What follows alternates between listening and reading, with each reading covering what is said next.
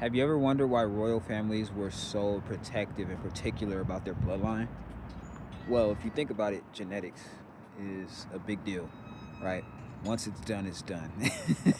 Once you make that human, through reproduction, they start off with what they start off with.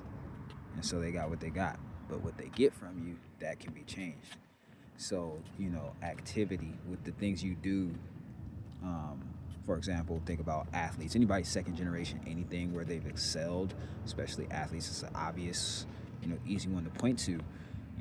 The next generation has the capability to go beyond them, but not just with like physical ability, physical athleticism, and health and fitness, but also mentally and emotionally. There are certain aptitudes that people have developed in their life through their experiences, and they're able to pass that on to their children. There are certain tendencies that people have built up and developed that they also pass on to their children. And so, when you understand the science of epigenetics and gene expression and things like that, you understand how the environment plays a role, how your traumas are a huge factor.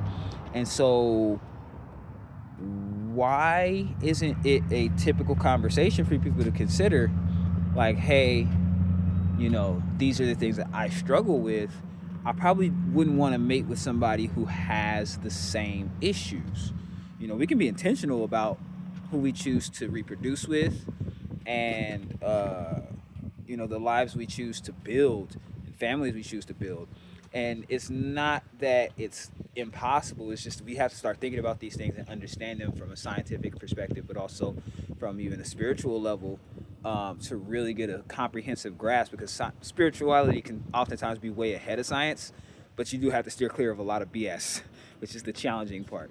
So I say that to say, um, that if we get a great understanding of these things, and like really understanding and overstanding, like there's the capacity to start helping our children develop certain values around things that actually matter, and steering clear of stereotypes and other things like that, but really understanding what's at work within human beings and being able to craft better uh, bloodlines for our families and things like that.